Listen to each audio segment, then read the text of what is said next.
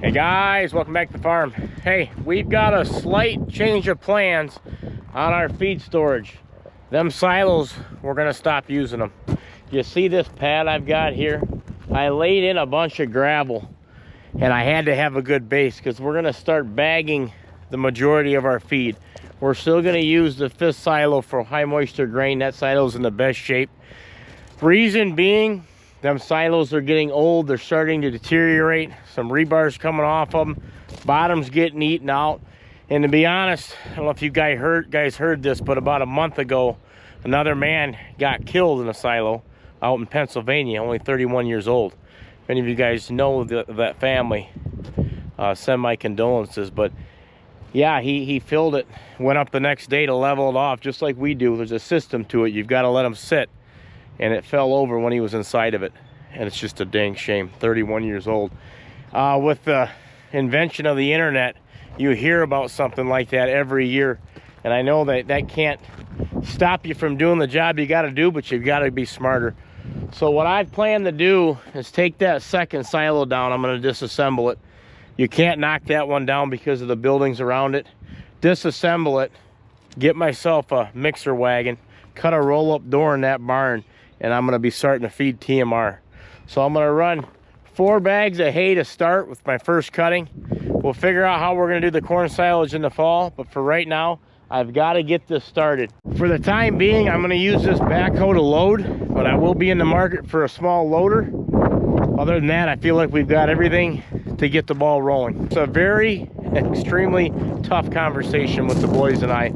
Very hard and long, animated at times, but it had to be done. And in the end, I had to make the call and put my foot down.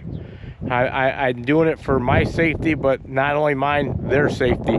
And they had to get through their thick skulls that you're not getting any younger. And not that I'm scared, and it's not that I'm weak and I can't handle it, neither can they. It's not about that. It's about using your head. Okay, and I know there's guys out there that love silos. Lots of you guys do, and so do I. You're not going to beat the feed. But you know what? Father Time's going to catch up with every one of us.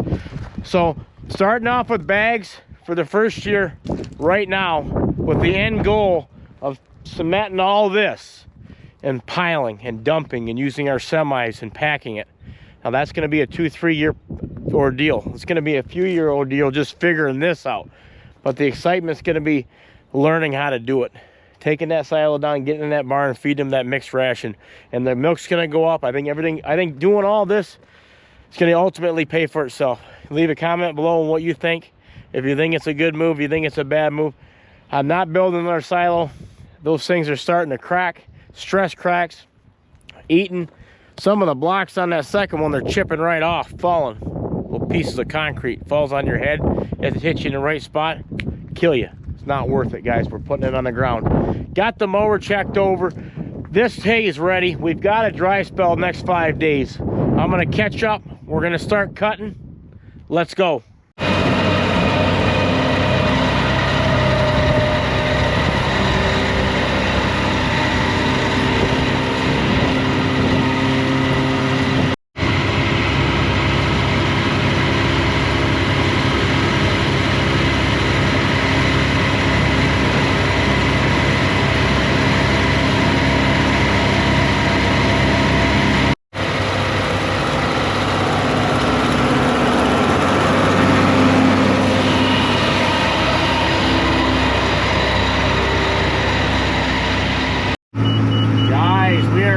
Discbine.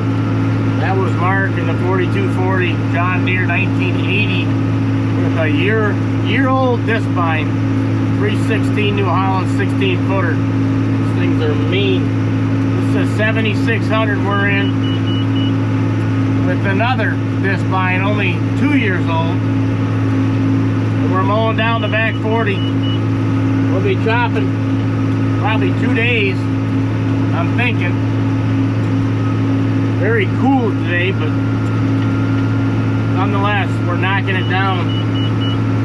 I'll give you a walk around this equipment when we're done, but all in all, so far, so good. End of the road. Gonna make a turn. I always idle it down because you've got this tractor running full bore. and then I'll start to swing it. We're right in the middle of this field. We got Mark to the left of us. You're right. He's turning. Field's tiled.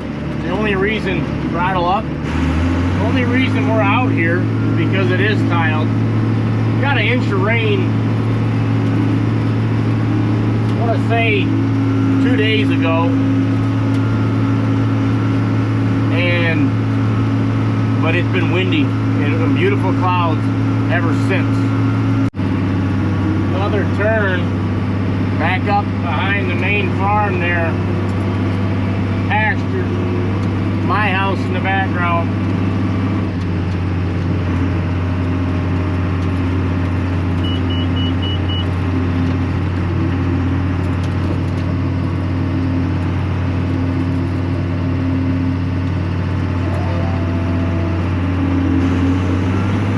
Throttle, guys.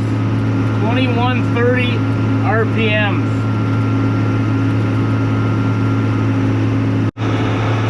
That thing just chucks it, man. Chucks it right in this beautiful looking windrows. End of the field here. Me and Mark are gonna swap sides. He's gonna go on my side, I'll go on his side, because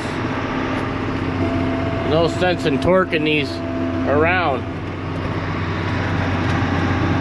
Got earplugs in, I can see him from here. We don't want to collide the disc binds.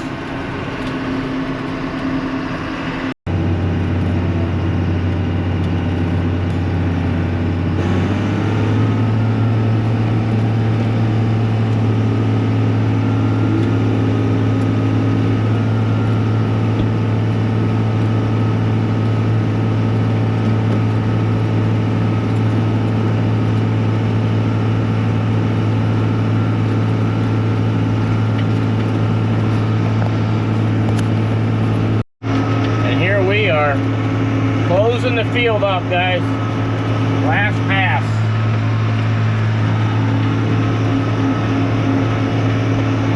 Beautiful thing.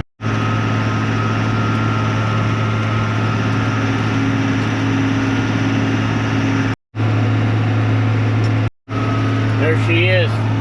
Mark's out of here, and I'm finishing up. Pure alfalfa, guys. A little late. We'll stop and look at the windrows, but better late than never.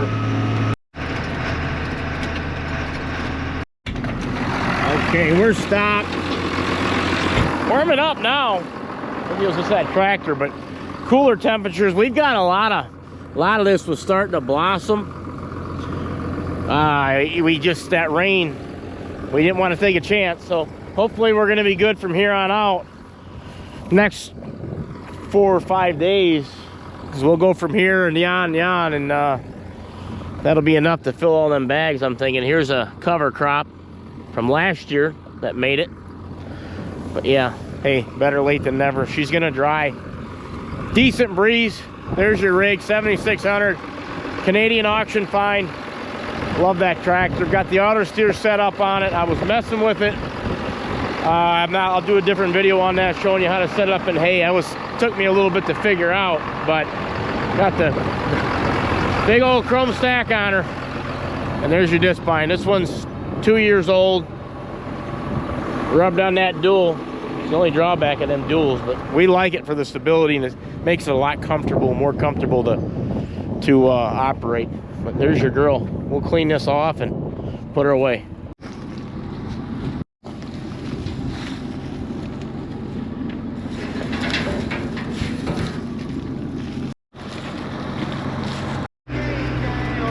Heading in.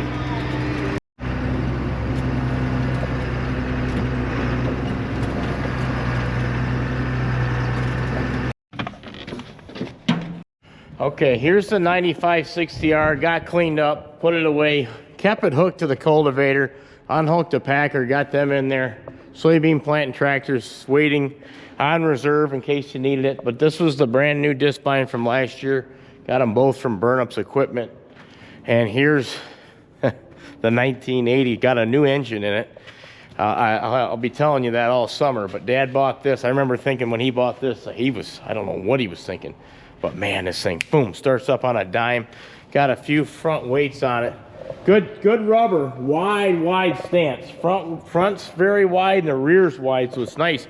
You're straddling them windrows, but it's just as smooth. They made good hydraulics. It really operates. I mean, the newer tractor operates real well, but that old one, it's just, if you guys got these old Soundguard tractors, you know they operate real well. And we're gonna have to throw this in the field here. And then the 4430's hooked up to my Kuhn rakes, waiting. We'll hit the dry hay once we get the haylage chopped. We'll go right in the dry, and I'll be on that big girl. Remind me to put earplugs in, and she snorts. So guys, in by these silos, I want to give you a quick update on what's left in them. 5th silo, that's got about half of high moisture grain in it. This 4th one's empty anyway. That's the one that had some blocks eroding pretty bad. And here's your middle one. The older as they go along, the older they get. But that, I will say, that first cement silo we'll check out in the center, that thing's 8 inches thick. That one isn't going anywhere. But this one, I want to see how low a hay we have, because I'm still going to be feeding this way until these hay are empty. And then I'll still also be feeding similar. I'll be dumping it in that feeder wagon, hay and corn, and running the grain in the conveyor until the mixer comes. And then even when the mixer comes, I'll mix the hay and corn silage and the grain until that 2nd silo gets out of the way. And then we can get in this center alleyway and dump in. So here's your hay height. She's way down. Let's let me take a look. Here's the outside. Yeah, there's probably close to 5 foot in here. So it looks like we're gonna be good here. And once them bags are full, I'll be able to let them sit and ferment until these are completely empty. So 5 foot. And what's coming out of here is extremely moist and fresh. So the cows are doing very well on it, time being. Hi, girls. First silo update, corn silage. Remember, the cable broke on this and we filled it with corn. She's only got about 2 feet left in it. And then I'll be all bag from here on out. Kind of a bittersweet moment right now. Gonna be very strange not filling these silos. But this is the one we gotta get empty so he can start disassembling it. Let's check it out. And we're up and in it. I tell you what, there's still a good 10 feet in there. So nothing can happen until this baby's empty. But we'll get her empty, rest assured. All right, guys, this is the reason I called Jason to trim these hooves. Got about 15 cows in here, but I had a real good cow here that was limping, and I wanted to see if he could save her. Jason, what do we got? So what we got going on is it's a sole ulcer that's been covered up by a false sole. And all the pressure of this particular cow is being put on the outside claw, which is continuing to push on that ulcer, not allowing her to walk. And if we can't get her walking, she's going to stop producing milk. Yeah, she's been hobbling around. I just had him out here a week or two ago, but I had to get him out here immediately. So we're going to try and block her. Yep. We're going to go ahead and clean her up, get rid of that sole ulcer, put a block on this inside claw, and see if we can't get her to walk out. All right. Okay, and there it is. That looks tender. Yep.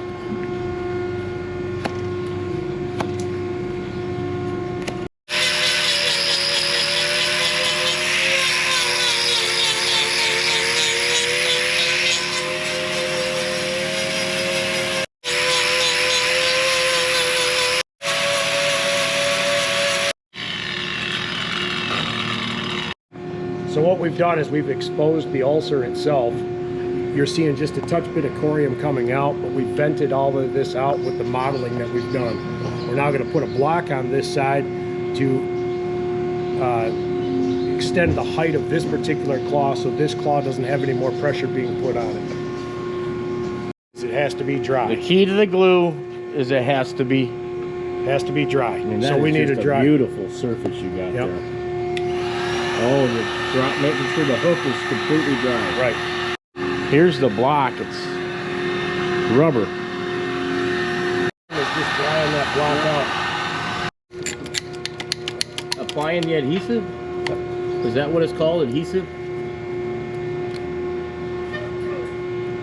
Oh, that's cow-friendly adhesive, Bovabond. That's right.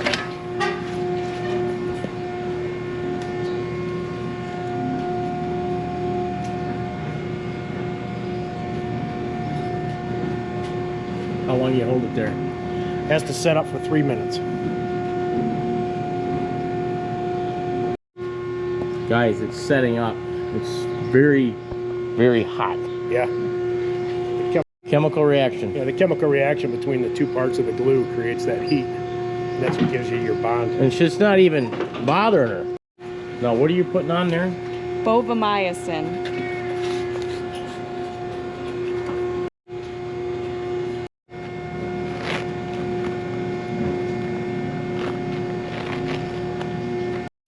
Cleaning it all up, guys.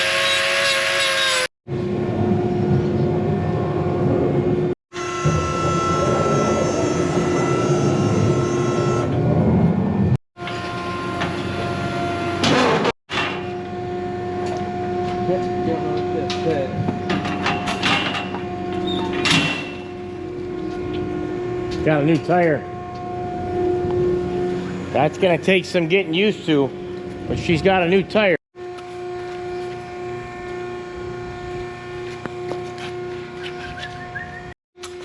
Bye, bud. We'll check in on her in a little bit. Yep. You mess a cow's feet up, guys, and they're done. They're so big, and they're on a hook. Guys, Grant and I out here feeding the cows. Laid a few jag in there. It's 85 degrees today, so we're gonna monitor them bunks. But there's our girl right there doing what we wanted to do up at the feed bunk, getting used to that block on her foot.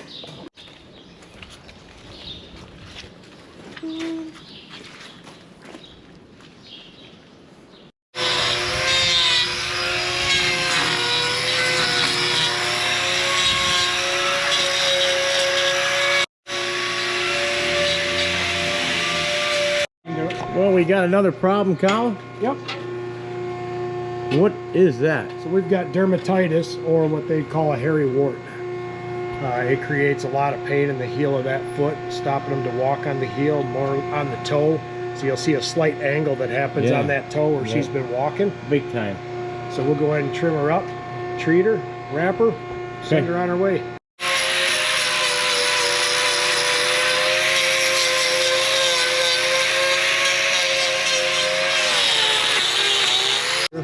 On top of the... So what are you putting there? Iodine and... No, so what we'll do is we're just going to put biomycin here, and then we're going to put a product called Heel Max, which is here. Okay. And then wrap it. And then wrap it.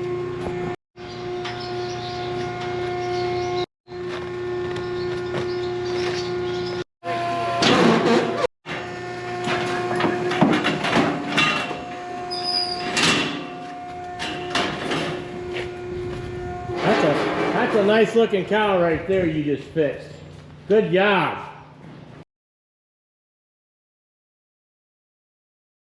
Good evening. I'm Kip Sigler, my wife Rochelle Sigler. In 2020 we lost my mother.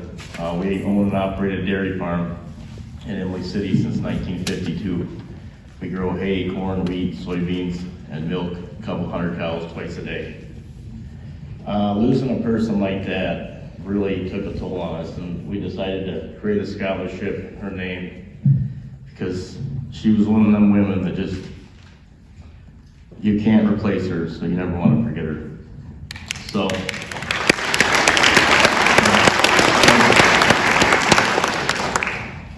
So this year we got a lot of applications. It was nice. It's fun going through and seeing what all the kids, achieved, and everybody here's. This is honors night, so you're at the top of your class right now. A little advice: don't take your foot off the gas, because when you get out in the real world, the competition gets a lot stiffer than you think. So keep doing what you're doing, and so the winner. So yeah, we are proud to announce the scholarship we're giving to Miss Lexa 40.